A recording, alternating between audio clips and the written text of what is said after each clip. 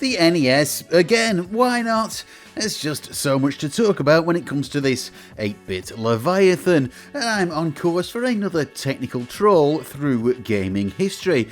This time I'm going to look at some games that pushed the limits of this here system with some clever hacks. Outside the box thinking, usually involving extra RAM. Let's start with Rad Racer, released in 1987 by Squaresoft, yes, the RPG people, but this was before they hit big with the Final Fantasy formula. This is an old school arcade racer, clearly inspired by what Sega were doing at the time, especially Outrun, which this pretty clearly pays homage to. What makes this game stand out against the competition though is just how fast and smooth it is, and just how convincing that undulating track looks, at least in comparison to other NES racing games. Those hills are especially impressive. Getting that to work so well can't have been at all easy for coder Nasir Gabelli, the Iranian-American game developer who found himself working on the game for Square in Japan. The NES isn't that well suited for this type of game, especially one with the more impressive features that this has, but it does manage it thanks to some very clever hacks. Let's take a look into the NES's graphics memory to get a better idea of what is going on. Using the Meson emulator, we can take a look at what is called the name table as the game is running. Basically, this is where the background graphics are stored in the NES's memory. Yes, it all looks a bit weird. It's not clear how this becomes what we see on the screen. What is all this stuff? Well, this weird triangle is key. This is the road, and it seems that it behaves like a concertina, or maybe a slinky if you want a slightly more up-to-date reference, something you can squash and stretch.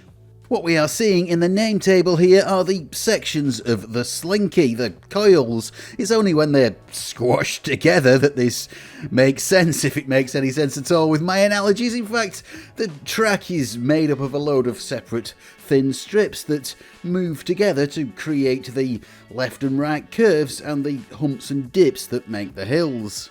The NES has built-in hardware scrolling that allows backgrounds to move either horizontally or vertical, seen in many games, Super Mario Bros. Being one example.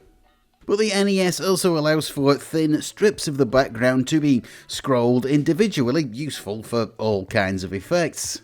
That's what's happening with the bends in the road, as this simplified view here shows. The position of the strips are being altered as the screen is being drawn. It's the hills here though that have got to be the most interesting. To give the impression of geography, the road or the track is squeezed and stretched and the horizon moves up and down. The thing is though, for this to happen, it's the vertical position of the background that needs to be altered as the screen is being drawn. This is something though that the NES is not supposed to be able to do. Nintendo didn't really consider it when they were creating the console, but there is a hack that does allow this. I'm not sure when or how this was discovered. I don't know if Rad Racer was the first game to do this, but it must have been one of the first, coming out as it did in 1987, and it's got to be one of the most original uses of it too. By sending the correct pattern of data to the graphics chip, the PPU, it becomes possible to de-stretch the slinky, squeeze the concertina and reposition the graphics vertically. Later games used this trick a lot. Mario 3 did it to enable the fixed status bar at the bottom of a 4-way scrolling playfield, for example, but, well, I've got to admire the way it's used in this game so cleverly. There's more I could say about Rad Racer, but I do want to keep this brisk, and, well, there is one other hack that I need to mention before I move on, and that's to do with how the screen is laid out internally. The pattern table that we've already seen has enough space in it for 4 screens of background graphics, but the NES only has enough RAM, enough memory in it, to store 2. These can either be stacked on top of each other like this, or put side to side. That's chosen by the programmer creating the game. The rest of the space just mirrors these 2 screens usually, it's just the same thing repeated. Screens stacked on top of each other are great for vertical scrolling games. You can move up and down in the space, but also this is what Rad Racer uses most of the time for drawing its concertina road.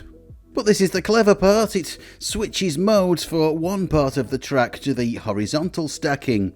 That allows this bit at the bottom, which is wider than the screen, to scroll and change shape without glitching and without using up lots of system resources. For a lot of NES games, the internal screen layout is literally hardwired in the cartridge, but not Rad Racer. Yes, this is more enhancement chip stuff, extra circuitry in the cartridge, which increases the capabilities of the NES, sometimes in quite subtle ways like this. Which brings me on to Rad Racer II, the US-only sequel. I don't know why it never saw the light of day elsewhere, but, well, some do say it's not quite as good as the original. I don't know, it seems okay, but it's maybe not quite as sharp as the first game. It does have a new updated game engine though, if you want to call it that, with some more clever tricks. The squashy stretchy road is still there, but not the bit where it changes screen layout mid-frame. Instead here the cartridge has extra RAM in it, which allows for 4 full screens of graphics to be stored in the pattern table. This means you can have graphics that are both tall and wide at the same time. The road can be the tall stack of concertina sections that you need, but also you can have the wide track at the bottom and now a much wider set of horizon graphics too, allowing for more detailed clouds and cities and what have you, relatively speaking. The graphics are a bit of an upgrade over the original if nothing else, but there is another fairly well-known game that I want to talk about that also makes use of extra RAM in this way, but I'll get onto that in a moment. First, a word from today's sponsor, NordPass Business. What is NordPass? Well, it's a secure way to remember passwords instead of sharing data through less than secure means. It saves time and energy and just makes a lot of sense to do it this way. It's safer and it's easier. Just how much time do you waste on searching for passwords and credentials for all your various services? Do you have passwords on sticky notes pasted around the office or in Excel documents on shared drives? How much easier would it be to have all these in one secure place? Well, that's what NordPass Business can do for you. You can also add card details to NordPass, letting you make those secure purchases without tracking down whoever happens to be in possession of the necessary piece of plastic, or having insecure copies of the info written down. As someone who has worked in and run businesses my entire life, I can tell you that this is especially handy. In the past, I have literally memorised business card numbers just so I could make purchases without the hassle of finding out who's actually got the card every time. If you're running a business, whether it's large or small, NordPass Business is an invaluable service, especially if you work with the kind of people who are liable to wander off with important credentials and then forget where they put them. You can try it out right now for a 3-month free trial. Head to nordpass.com/Sharopolis Business and use the discount code Sharopolis Business. Anyway, thanks to those guys, on with the show, and let's take a look at Gauntlet. Yes, this is like Rad Racer II in that it can store 4 separate screens of graphics in its memory. In fact, let's take a look at this again with some more emulator stuff, and here we can see the complete layout for the level that we are on in the memory, 2 screens high and 2 screens wide. With 4-way scrolling, the player can wander around these levels at will, but why do it this way? Lots of other games manage 4-way scrolling without the extra RAM and with levels larger than 2x2 screens. Well, there are 2 reasons. Firstly, if you try and do 4-way scrolling without extra RAM to expand the pattern table, it's possible, but you will end up with a glitchy looking loading seam.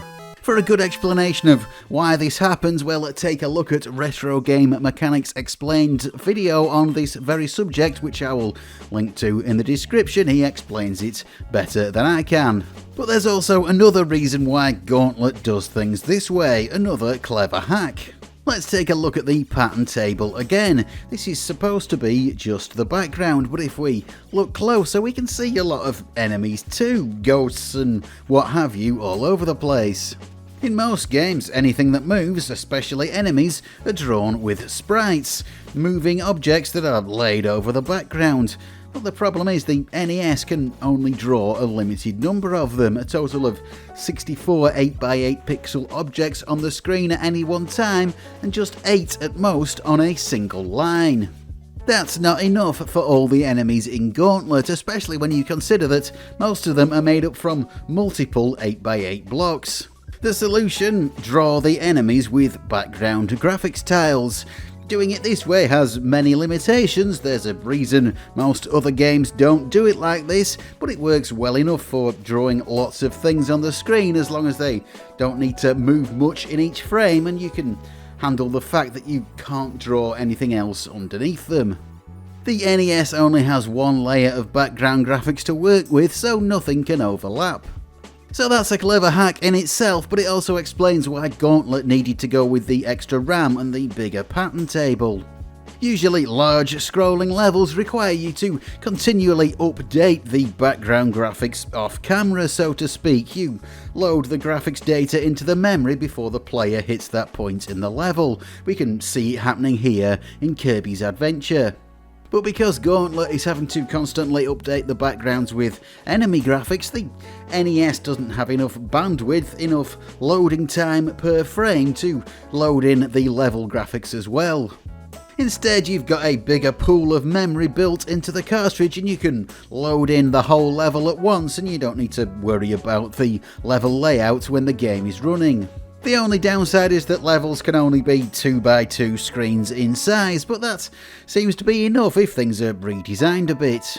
Yes, it's well thought out, and it ends up being one of the best home conversions of this game, and maybe no surprise as it was published by Tengen, a subsidiary of Atari who created the original. They clearly had the skills to make the best of this. It's definitely not a straight port of the original arcade game, but, well, maybe it's better for it. Anyway, let's move on and take a look at another game that also uses background graphics to draw lots of stuff on the screen. Yes, indeed, it's the unforgettable Battletoads, a game that has been memed to death, but hey, despite the weird obsession with this game that's taken hold in certain quarters of the internet, it's not a bad game, is it? I'm sure you already know this game, and if not, well, you're probably one of my relatives who dutifully sit through all my videos despite having no idea what I'm on about. Hello, Mum, if you're watching.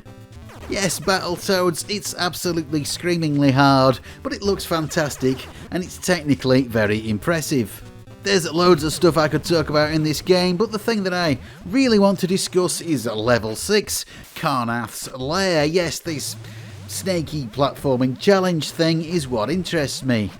That snake is just way too big to be drawn with sprites. It takes up far too much of the screen, but it also seems to move very quickly, faster than what the NES should be able to handle with background graphics, especially given the four-way scrolling of the screen that's happening as well. So what on earth is happening? Well, it turns out it's more hacks to give a very convincing illusion. The NES can only handle updating about 30 background tiles per frame, though that is usually enough for most games to allow for scrolling. Here it looks like there must be far more tiles updated than that, but in fact it is an illusion. The head and the tail of the snake are drawn with sprites, so let's get rid of those, and now we're just looking at the background graphics underneath.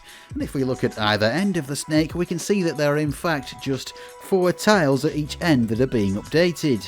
They're either added or taken away at each end, and that only occurs every 4 frames. That's all it takes for the snake to appear to move across the level, just those 8 tiles in total. But what about the body of the snake? That looks like it's moving pretty quickly. The segments slide, making the snake look like it's moving very fast. But this is actually a pretty simple repeating pattern. The body of the snake is made up from just a handful of individual graphics tiles that are reused all over the screen to make up the whole thing.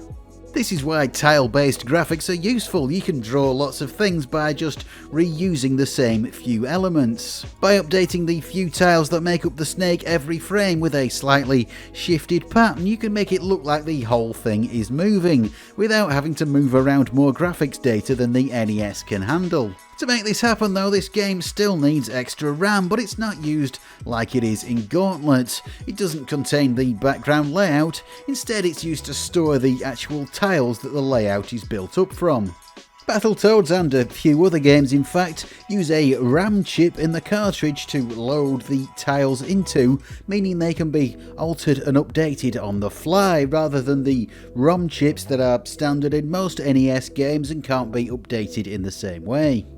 As well as the snake level, the same technique is also used on the final level to make this tower rotate. Again, just a few tiles in the RAM being updated to make it look like the whole thing is moving. The RAM is also used in a different way throughout the game to deal with the sprites for the Battletoads themselves. The graphics data for the main characters is streamed into the graphics RAM as it's needed, which allows for the complex animation that this game uses, whilst still having a lot of variety in the enemies and other objects on the screen. There's so much going on in Battletoads to make all these graphical effects happen, but there is another game that I want to look at that does do something similar with RAM for quite an interesting reason. Let's move on to Solstice.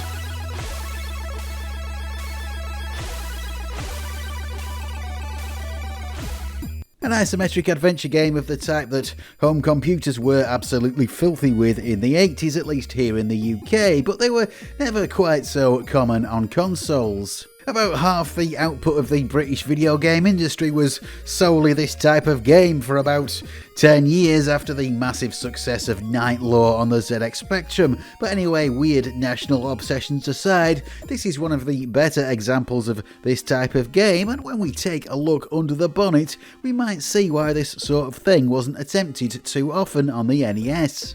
Moving from room to room here in this game has a slight but very noticeable pause as the graphics for the next room are assembled. This was a pretty common problem on games of this type, but if we take a look into the graphics memory once again, we can actually see what's going on behind the scenes. Let's step through what's going on in the pattern table frame by frame, starting with a completely blank screen as we enter the room. The room itself, the walls and the floor, that appears pretty much instantly in 1 or 2 frames. If that's all it took, well, you'd never notice the pause at all. But the other objects in the room, things like platforms and stuff you can interact with, that takes quite a bit longer, and you can see them here being drawn bit by bit. Why does this take so long? What is going on? Well, it's all about the tiles, the blocks of pixels that the graphics are made up out of. The type of isometric graphics that this game has don't work so well with tiles because most of the time they just aren't going to fit well into 8x8 pixel blocks. Everything is diamond shaped or parallelograms as opposed to the squares and rectangles of most 2D games. To get around this, Solstice uses once again RAM in the cartridge to make a sort of frame buffer where you can just draw whatever you like without having to worry about tile boundaries. You could try and do this without using RAM. Games like Snake, Rattle and Roll do an isometric viewpoint with predefined shapes stored in a normal NES ROM cartridge, but that does have some limitations. For a game like Solstice, unless you store every possible combination of every background object against every other object in every possible position in a massive ROM file, it's not going to work. The best way to do it is to use RAM, where you can combine the different elements on top of each other as you need to. But as I said, this game also does something interesting with the player sprite too. If we take a look at it in isolation, we can see that it gets masked off. Bits disappear off our guy as he moves around the room. If we put the background graphics back on, we can see that this is happening when the sprite goes behind objects. In most NES games, 2D games, they can rely on the NES's built-in sprite priority mechanism to do this kind of thing. You can basically set sprites to be either over the top or behind the background. That's what's responsible for that memorable moment when Mario drops behind the scenery of Stage 3 of Super Mario Bros. 3 to find the secret warp whistle. That bit works because the background fits nicely into square tiles of pixels, but it won't work here where you have the complex shapes of the scenery objects over the background details. But because the character's graphics are stored in RAM, it is possible to edit the tiles needed to chop bits out and make it look like the little wizard Shadax, that's his name, goes behind as well as in front of things. This is definitely an underrated game with an absolutely fantastic soundtrack, courtesy of game music legend Tim Follin. Yeah, it's definitely worth having a go at if you like this sort of thing, but guess what? It's not the only game to do this sort of sprite masking. No, another underrated game does it too. Another game from Rare, but not quite so well known this time. It's Pinbot. A surprisingly authentic pinball game based on the very real pinball table by the same name from Williams. It has incredibly detailed graphics for an NES game, and it isn't quite isometric, but it does have a similar problem to Solstice, and the same masking trick is used to make the ball look like it's going behind the various obstacles on the table. Of course, to do this it requires more extra RAM in the cartridge, allowing the game to redraw the ball graphics as needed. If I disable everything but the sprites, you can see this in action too.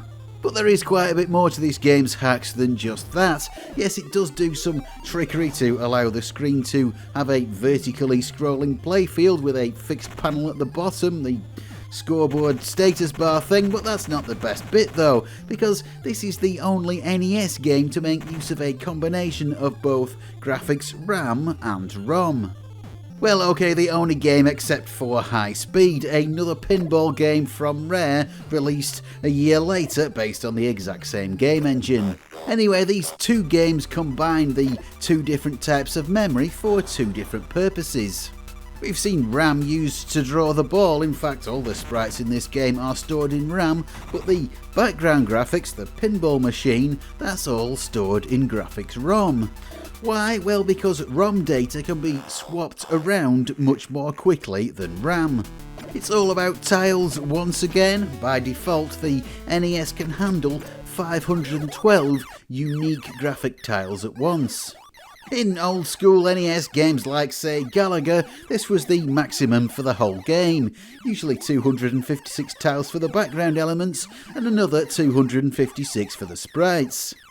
As time went on though, developers started to break out of this restriction and add extra graphics in banks that could be swapped in and out. You could have a different bank of tiles for each level, giving more variety, but also you can even go as far as swapping out banks in the middle of drawing a frame, allowing for more unique tiles on the screen at any given time. The NES can display a maximum of 960 background tiles on the screen at once and 64 sprite tiles. However you cut it with the original 512 tile limitation, you're going to have to reuse some of your tiles if you want to fill the screen. Games like Kirby's Adventure increased the amount of tiles available by swapping to a new set mid-screen, allowing for this status bar at the bottom to be made of a different set of graphics than the playfield. Pinbot and the sequel High Speed that we see here goes a bit further than this, and it swaps out its background graphics tile set 4 times as the screen is drawn. As this is done in 256 tile chunks, it gives potentially 1024 unique background tiles on screen at once, plus another 256 sprite tiles too. It doesn't use the full amount available, but it does mean that it can display more detail than, as far as I know, any other NES game was ever able to. That's how this pinball table can be so detailed. It's using way more graphics data than any other game to draw the background. In fact, we can see the whole table as it's stored in the ROM here. Unlike most games that create large levels out of repeating elements, this is just one large image in effect. And whilst we're here, this is the equivalent image for the original Pinbot game, and it actually maybe looks a bit nicer. Some games did use this sort of technique to display some static screens. Smash TV did it on the title screen, but even that only used 756 tiles. I don't think anything else on the NES had such dense graphics in the game itself. So that's why there has to be both graphics RAM and graphics ROM. You can't realistically do the sprite masking thing that the ball needs with ROM graphics, and you can't load the data into RAM fast enough to give yourself those extra tiles. Using both means you can do both things. So I think now the end is upon us. I didn't intend it when I started this video, but this whole thing ended up revolving around RAM, didn't it? In fact, I didn't even mention it before, but even the original Rad Racer that I talked about at the beginning has extra RAM in the cartridge. It doesn't do anything massively exciting with it. It's used in the same way that it is in a lot of games, allowing different graphical elements to be mixed and matched together in a way that's hard to do with ROM graphics. Anyway though, that is enough of that. Thanks to NordPass Business once again. Let me remind you to have a look at NordPass Business in action right now with a 3-month free trial here at nordpass.com/Sharopolis Business with the discount code Sharopolis Business. So I will sign off now and say, as I always do, thanks so much to my generous Patreons. You guys are great. Your help is much appreciated, and if you too would like to join them, there is a link in the description. So thanks for watching. If you've got this far and you haven't subscribed, well, why not do that now and maybe hit that like button as well, and I will bid you goodbye and say I'll see you next time, folks.